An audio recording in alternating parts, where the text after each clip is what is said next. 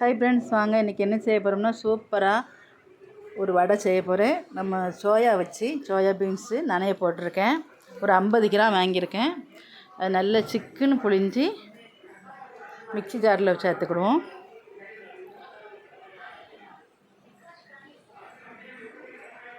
நல்லா குறைன்னு அரைச்சி எடுத்துக்கிடுவோம். 2 பல்லாரி வெட்டி வச்சுருக்கேன் பொடிசாக, 2 பச்சை மிளகா, கொஞ்சம் கருவேப்பிலை பொடிசாக நறுக்கியிருக்கேன், காயப்பொடி கொஞ்சம் பெருஞ்சீரகம் ஒரு 1/2 ஸ்பூன், கொஞ்சம் எள்ளு போல் சோடாப்பு, தேவைக்கு உப்பு எல்லாம் நல்லா பிணைஞ்சிக்கிடுவோம். ஒரு கைப்பிடி அளவு பச்சரிசி மாவு சேர்த்துருக்கேன். நம்ம கடையில் வாங்கின மாவு தான் நல்ல மெதுவாக இருக்கும். கொஞ்சம் இஞ்சி வெள்ளைப்பூடு 1/2 ஸ்பூன், வத்தப்பொடி நல்லா விரைக்கிடுவோம். இப்போ சட்டியை காய வச்சு எண்ணெயை ஊற்றிக்கிடுவோம்.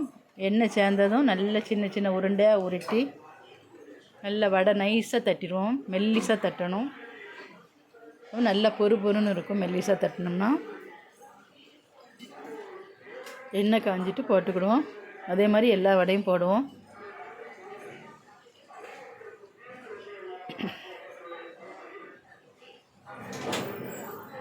மெல்லிசாக தட்டுறதுனால நல்ல பொறுன்னு இருக்கும். சாப்பிடவும் நல்லா டேஸ்ட்டாக இருக்கும். டேஸ்ட்டு வேறு லெவலாக இருக்கும், நல்லாயிருக்கும். நல்லா பெரட்டி போட்டுக்கிடுவோம். ஒன்றா நல்லா மொறுன்னு வேகணும்.